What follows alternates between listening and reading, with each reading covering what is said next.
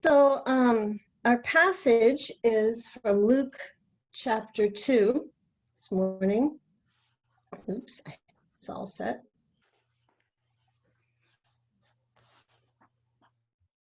And it's titled Mary's Amazement. So before I read the passage, when I started out this, I wanted to back up a little bit and see what the setting was. So I realized that they had gone to the temple to offer the required sacrifices after Mary's purification. So this was like a month and a half after Jesus was born. They had to wait 8 days for him to be circumcised and named, and then another 33 days, and then Mary had to go to be purified from bleeding after birth. So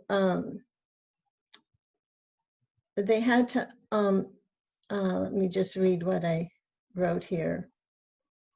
They had to first redeem Jesus. That was the other thing they had to do. So what I found online was there was no really specific passage about how you redeemed your firstborn, because the firstborn was supposed to be offered to the Lord, but apparently it involved paying some money, and there's still a Jewish custom today that the firstborn gets redeemed by paying some money. And then the atonement sacrifice, or the whole burnt offering, was a voluntary act of worship, and the atonement sacrifice was for a specific unintentional sin. The whole burnt offering was a voluntary offering for any general unintentional sin, and the atonement offering was for a specific unintentional sin. And because they were poor, for the whole burnt offering, they could offer a bird instead of the lamb, which was supposed to be required. Paul's nodding. Paul, I'm sure you know all of this already. Correct me if I'm wrong. Okay, so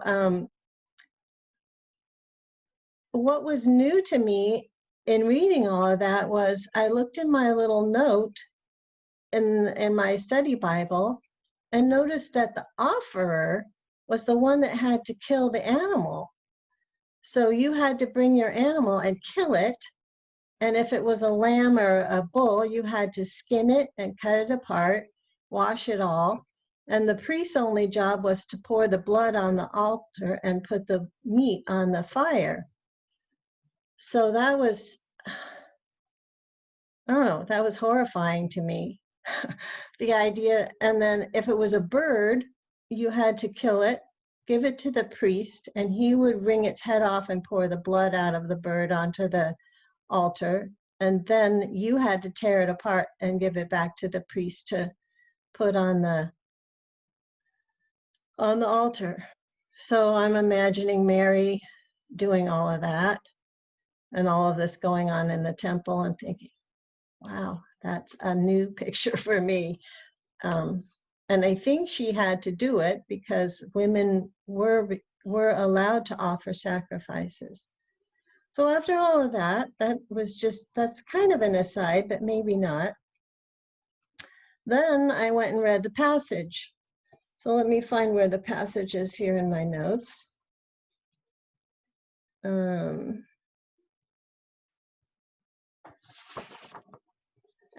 one other thought about those sacrifices was that was really a gruesome and grotesque process.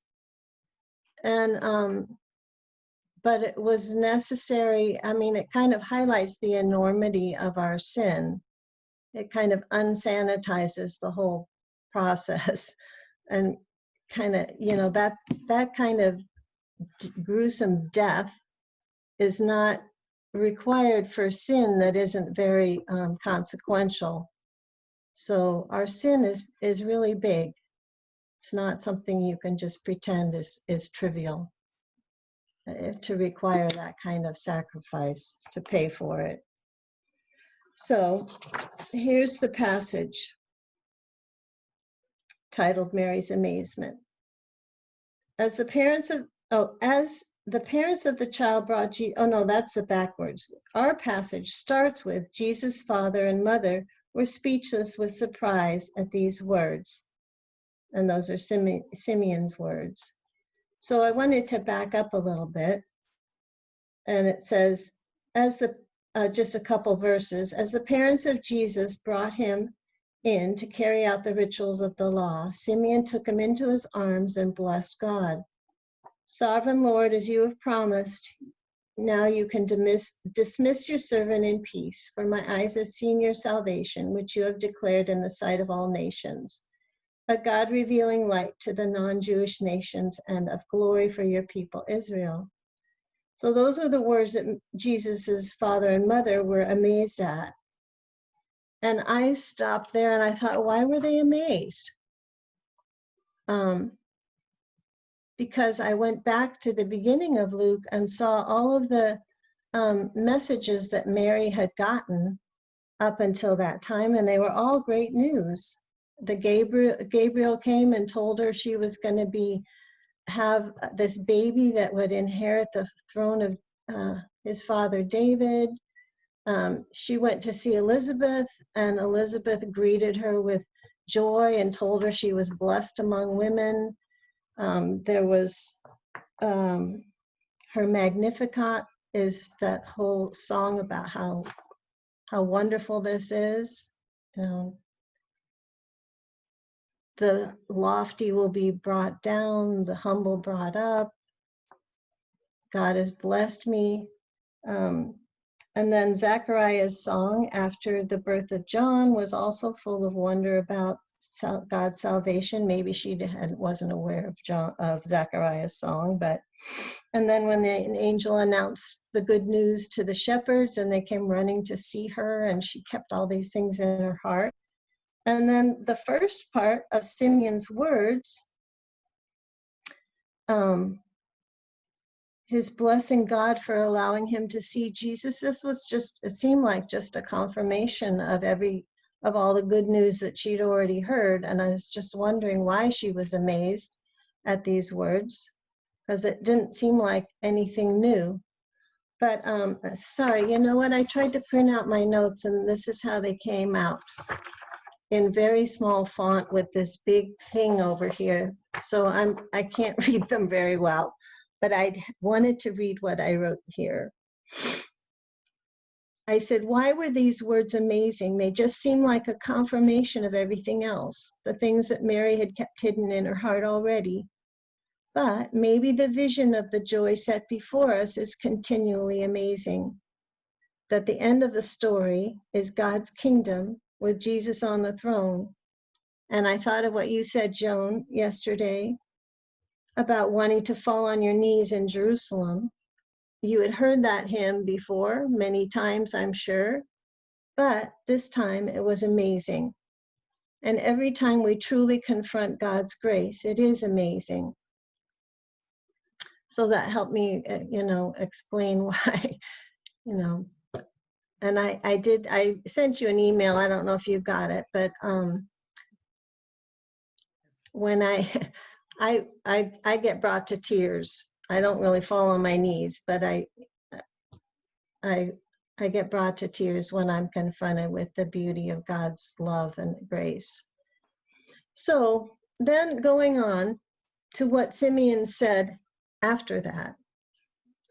Simeon went on to bless them and said to Mary, the mother, this child marks the failure and recovery of many in Israel, a figure misunderstood and contradicted, the pain of a sword through you, but the rejection will force honesty and as God reveals who they really are. I looked that up in many different versions, but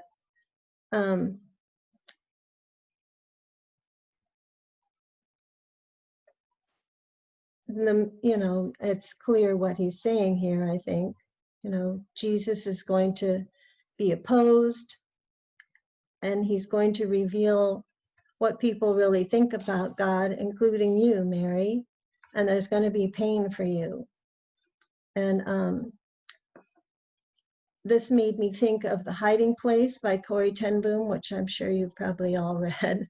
But there's a spot a place in there where she tells the story of her father taking her on a train trip, and they're on their way to the train station, and she wants to hold her ticket.